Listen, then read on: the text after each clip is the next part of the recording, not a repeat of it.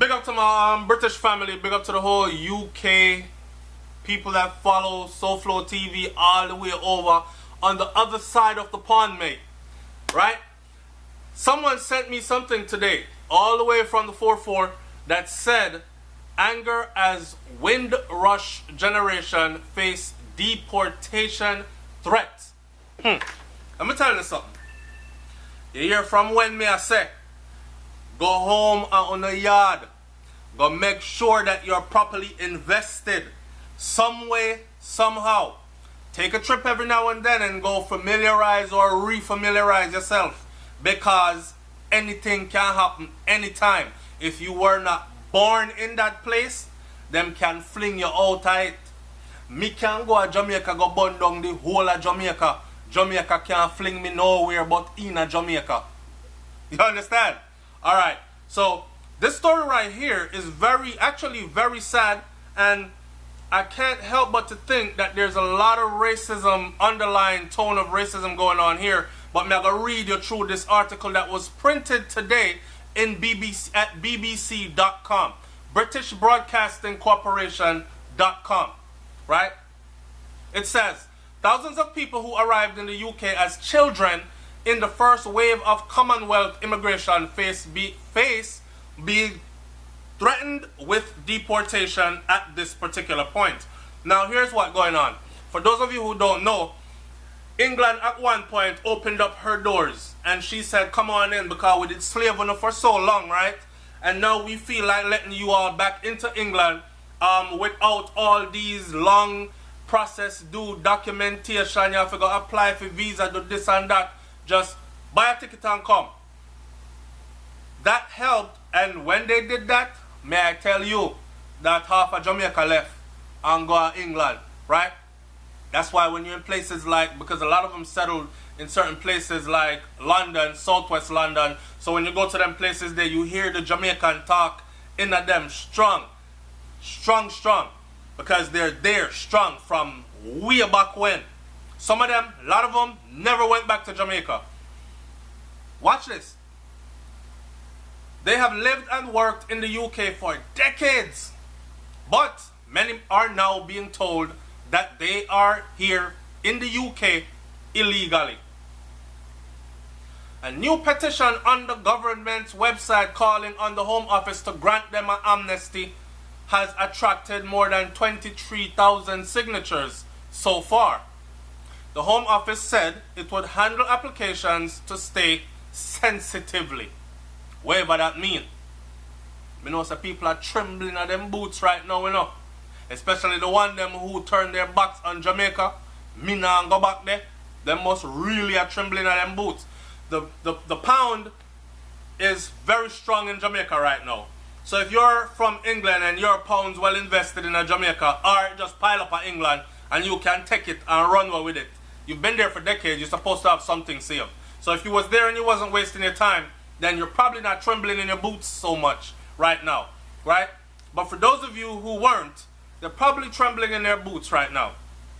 The problem arises from the fact that under the 1971 Immigration Act, all Commonwealth citizens already living in the UK were given indefinite leave to remain.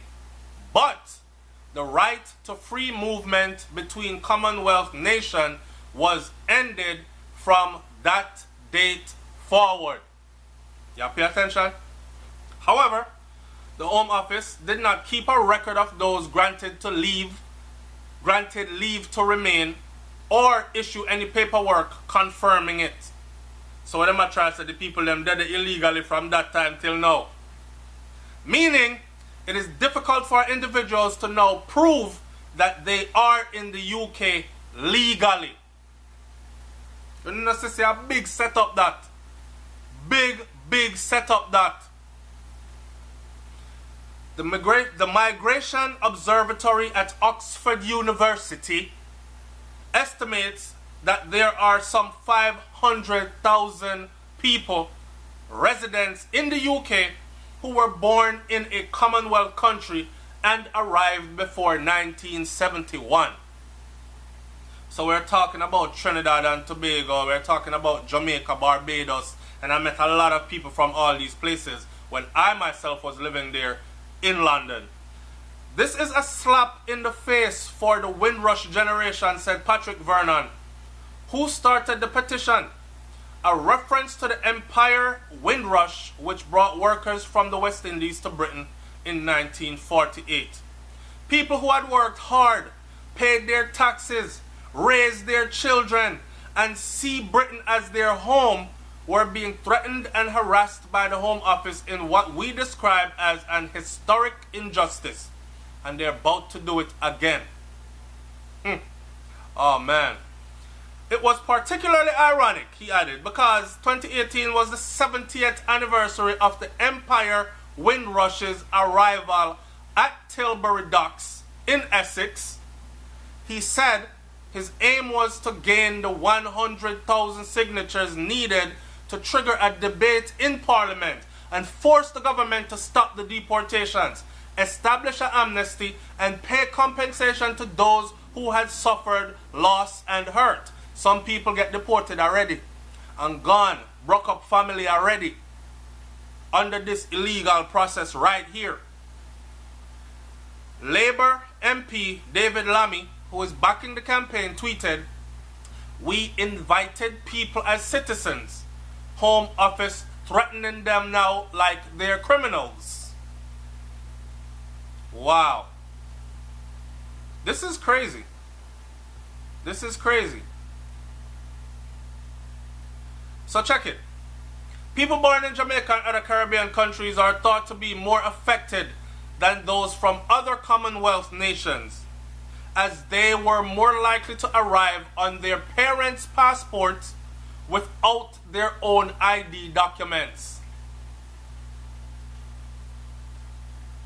So first of all, if you can't even prove that you're in the country legally, how are you supposed to go get any kind of help? Like, how do you sort your case out? Many have never applied for a passport in their own name, or had, see, that me I tell you, say many of them never look for go Jamaica. Many have never applied for a passport. Had they just said, yo, me come here one time, me a 4, me want to go see what Jamaica look like. And maybe because me not born here, anything can happen like SouFLo said. So me I go take a one trip and go itch up in an all-inclusive, spend a couple of English pounds and see what I go on. If they had just done that, they would have done step 1. Apply for a passport of your own. Many of them never did. Many have never applied for a passport in their own name or had their immigration status formalized, as they regarded themselves as British. You British, innit? Britain said, no, you're not. The Guardian newspaper has highlighted a number of cases of such people being threatened with deportation. Earlier this year, the Labour peer Lord Faulkner raised the case of Paulette Wilson, a former cook at the House of Commons. At the House of Commons. Them have our in the House of Commons a cook. Who had come to Britain from Jamaica in 1968. She had never applied for a passport because she assumed that she would not need one if she did not intend to travel abroad. You see what me I say again? I feel them fault some of the time, man. You come to Britain since 1968. You never intend to travel abroad? How are you afraid of flying? You forget which part you're born? I don't get it. I don't get it. I don't know why we go to other people's land and think that they want you here forever. They love you. They love you more than your own land. Lord have mercy. She had never applied for a passport because she assumed that she would never need one because she never had any intentions to travel abroad. This is what she told the House of Lords. One day, she got a letter from the Home Office telling her to register each month at the Solihull Immigration Centre after she did it from 1901. While she was there on a visit, officials declared that she was an illegal immigrant. First they said, come register, you have to register now. And I'm sure she got the letter and she said, register? I've been here since 1968. I'm an old woman now in my 60s. Register at an immigration center. They let her come register 1 week. She come register next week or next month. And then one of them visit there. Them hold on to her and tell her, say what? While she was there on one of the visits, officials declared that she was an illegal immigrant. Had her carted off to the appalling Yarls Wood Immigration Removal Complex, that's how which part them carry go when them go deport you, and told her that she would be deported, presumably back to Jamaica where she was born, which she had not visited since she left as a child almost 50 years before. Madness. She was saved from deportation by the intervention of her MP, Emma Reynolds. Emma Reynolds, big up yourself. Emma Reynolds, big up yourself. And the Refugee and Migrant Center in Wolverhampton. She has now been given a leave to remain, said Lord Faulkner, although she has lost benefits for the past 2 years, as well as lost her flat, and has to rely on financial support from her daughter. So if you don't know it, right, this video is going to be kind of long. If you don't know it, in England, for English citizens, when they reach 18, they actually get their own apartment. So all you have to do is become a ward of the state first. I have cousins that did it. And what it was is, they were not getting along with their parents, right? And them did unruly, because it was that time that I ran into them, we ran into each other and said, come, my mad charge, my mad cousin, we are going to party and these things, right? So their family was saying, or their parents were saying, we're not having it. You can't be coming in here all hours. Them say, all right, may I stay out the road all night then. They have a little place in England where them go down there and them say, look, ma'am, I'm homeless. I don't have anywhere to stay. And them say, okay, we're going to put you in this place. And from this day to this day, they give you a 1 week stay at a hostel. They give you another 1 week stay at the next hostel. Sometimes you get a 2 week, 3 week, 4 week stay. And they probably have to pay like $2 or £2.50 per week or whatever. And the government supplement the rest. It might be a place this big and this wide, but it's your own door you're pushing to go in, right? So what they do is they ride that out for about a year or two. You're emancipated from your parents. After you're emancipated from your parents, government says you've been on your own since you're 16. You get 18. They don't want you to become an adult that's living out in the streets, a burden on their society. So they stabilize their citizens. I wish Jamaica had things like these. They stabilize their citizens by giving them their own flat. That own flat, some people in England live in that flat from them at 18 and get it until them reach 99 and dead. Believe it or not. So it's basically theirs for life if they want it for life. She apparently had one of those. But when she was deemed illegal, that got taken away. All her government benefits got taken away. And now she relies on her daughter. It says it right here. Although she has lost benefits for the past 2 years, as well as her flat is her apartment, and has to rely financially on her daughter for support. He said that there were many others like Mrs. Wilson, and he blamed measures introduced by then Home Secretary Theresa May in 2013 to make the UK a hostile environment for illegal immigrants, restricting access to jobs, driving licenses, benefits, healthcare, and accommodation. Illegal immigrants, though. But they turned a whole set of people illegal that have been there for decades and considered legal. Because think about it. If these people were there illegally all this time, they would have been sending the friggin' bobbies to knock down their door a long time ago, right? So how come suddenly you're illegal? He said this had clearly led to overzealous intervention by officials. So officials just said, I the law that. Just start call out, oh, you sound like you have a bit of Jamaican in you. Start calling them up. And this is where it's led to. Home Office spokesperson said that we value the contribution made by former Commonwealth citizens to England who have made this who have made their lives here in the UK. We want to assure individuals who have resided in the UK for an extended period but feel they may not have the correct documentation confirming their status that there are existing solutions available. They should take legal advice and submit the appropriate application with correct evidence so we can process and progress with their case.